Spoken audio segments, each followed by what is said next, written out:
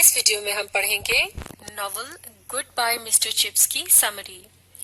اس novel کو لکھا تھا جیمز ہلٹن نے۔ تو جیمز ہلٹن جو ہے وہ دراصل کیا تھے، اسکرین رائٹر اینڈ ناولسٹ۔ 1900 میں ان کی پیدائش ہوئی اور 1954 میں ان کی وفات ہوئی۔ اسکرین رائٹر سے مراد ہے کہ انہوں نے ہالی ووڈ کے لیے بھی مختلف قسم کے پلیز وغیرہ لکھے جنہیں ٹی وی پر براڈ کاسٹ کیا گیا، اور ناولز میں انہوں نے یہ دو ناولز لکھے، ایک تو مسٹر چپس اور دوسرا lost horizon. Goodbye Mr Chips یہ جو ناول ہے اس کا شمار سائیکولوجیکل ناول میں ہوتا ہے، کیونکہ یہ پورا ناول جو ہے وہ ایک شخص کی جو سوچ ہے یا اس کے خیالات ہیں اس پر مبنی ہے۔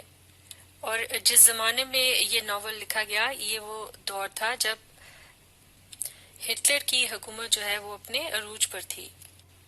تو یہ ناول جو ہے وہ کس شخص کے خیالات کے متعلق بتاتا ہے تفصیل میں۔ It follows thoughts and memories of a popular English school teacher mister Chipping nicknamed mister chips.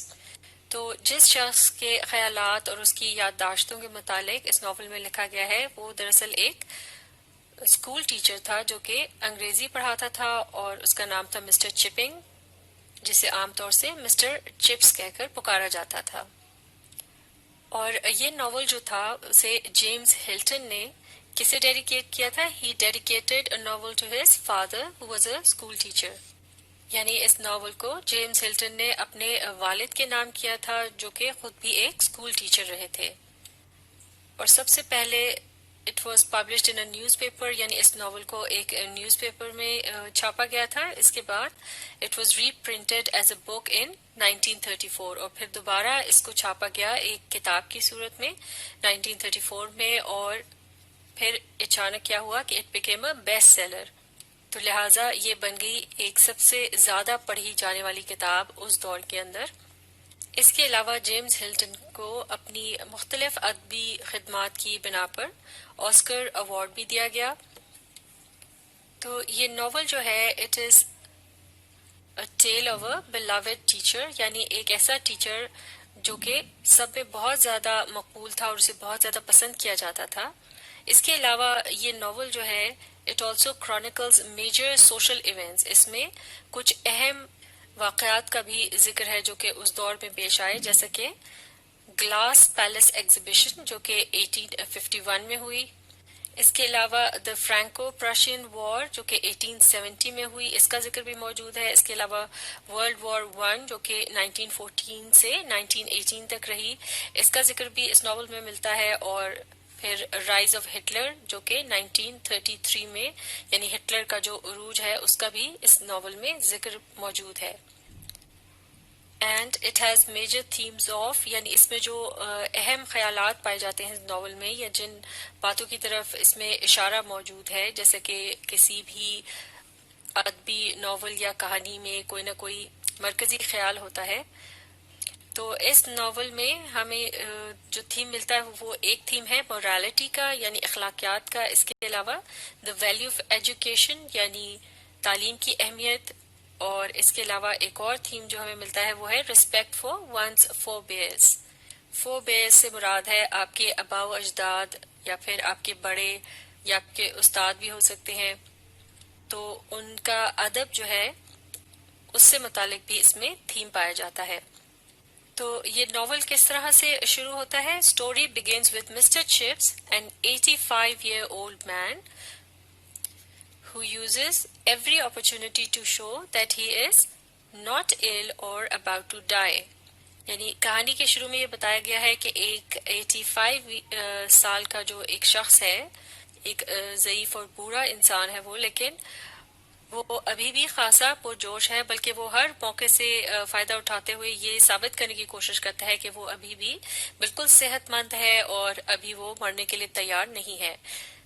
گو کہ دیکھنے میں وہ کس طرح سے ہے؟ He is semi bald and white haired, اس کا جو سر ہے وہ اس پر تھوڑے بہت سفید بال ہیں، لیکن وہ خود کو جوان اور صحت مند محسوس کرتا ہے، جبکہ ڈاکٹر اس کے متعلق کیا کہتا ہے؟ Doctor says he should not go out in the cold, یعنی ڈاکٹر جو ہے اسے ٹھنڈ میں باہر نکلنے سے منع کرتا ہے اور اسے یعنی احتیاط اختیار کرنے کے لیے کہتا ہے، جبکہ ڈاکٹر بھی اس بات کو ایڈمٹ کرتا ہے، he admit that mister Chips is finer, معاف کیجیے گا، mister Chips is in finer health than himself, یعنی ڈاکٹر بھی اس بات کا اعتراف کرتا ہے کہ خود مسٹر چپس جو ہے ان کی صحت خود ڈاکٹر کی اپنی صحت سے بھی اچھی معلوم ہوتی ہے اسے، اور Mr Chips is unaware that Mrs. Wickett, the landlady, is tasked by the doctor to keep him safe from cold because his lungs are very weak.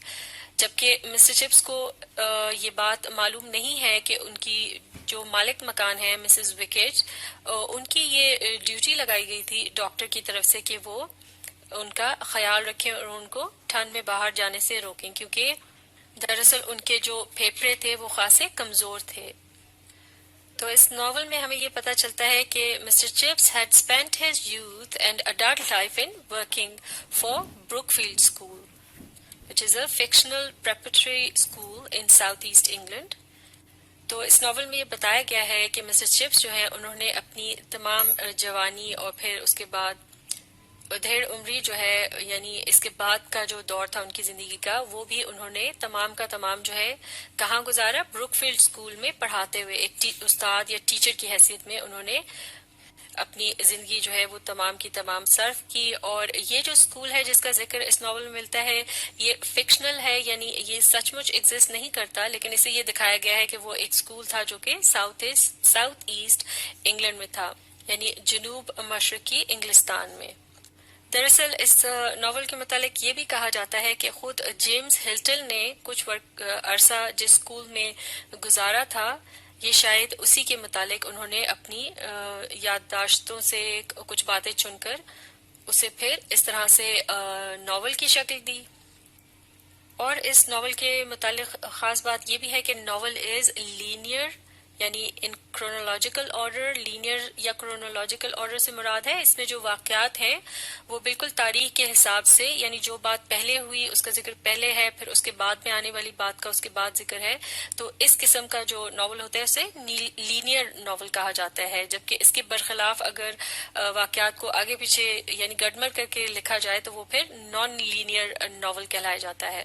اس کے علاوہ اس میں دیر از نو ڈرائیونگ پلاٹ، یعنی اس کا جو پلاٹ ہے اس میں کوئی خاص اس قدر کشش موجود نہیں ہے یا اس پر زیادہ فوکس نہیں کیا گیا، بلکہ مسٹر چپس کا جو کیریکٹر ہے اس پر فوکس کیا گیا ہے۔ تو ہم کہہ سکتے ہیں کہ یہ کیریکٹر ڈریون پلاٹ ہے اس کا، بجائے سٹوری ڈریون پلاٹ ہونے کے، یعنی کہانی سے زیادہ مسٹر چپس کے کردار پر اس میں زور دیا گیا ہے، اور کہانی کچھ خاص نہیں ہے بلکہ انہی کی جو زندگی کے مختلف واقعات اور ان کے جو خیالات ہیں جن کے متعلق وہ سوچ رہے ہیں بیٹھ کر اب اپنے بڑھاپے میں، کہ کس طرح سے ان کی زندگی کے مختلف واقعات ان کے ساتھ پیش آئے اور کیسے انہوں نے اپنا تمام وقت گزارا۔ تو لہٰذا main events take place inside of mister چپس's ہیڈ، یعنی مسٹر چپس جو اپنے دماغ میں سب کچھ سوچ رہے ہیں وہ تمام واقعات جو ہیں وہ اس ناول کا حصہ ہیں۔ تو وہ جو کچھ بھی سوچ رہے ہیں انہی خیالات کی مدد سے کہانی جو ہے وہ آگے بڑھتی ہے۔ Story moves on by telling about the impact Mr Chips had on several students.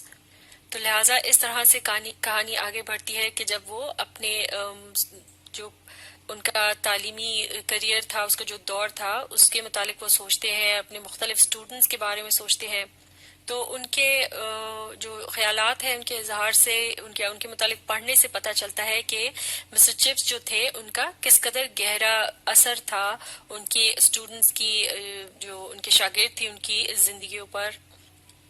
اور اس مقصد کو حاصل کرنے کے لیے جو ٹیکنیک اپنائی گئی ہے اس ناول میں وہ ہے ڈائلاگ، یعنی ڈائلاگ کے ذریعے یہ بتانے کی کوشش کی گئی ہے کہ مسٹر چپس کے کردار نے کس طرح سے ان کے اسٹوڈنٹس کو متاثر کیا، جیسے کہ dialogue is used to show the affection students had for Mr Chips, جس طرح سے مختلف یعنی جو باتیں ہیں اس میں لکھی گئی ہیں ڈائلاگ کی صورت میں، اسٹوڈنٹس نے جو ان کے متعلق مسٹر چپس کے متعلق کہیں جن سے پتہ چلتا ہے کہ وہ اپنے ان ٹیچر سے کتنی زیادہ محبت رکھتے تھے۔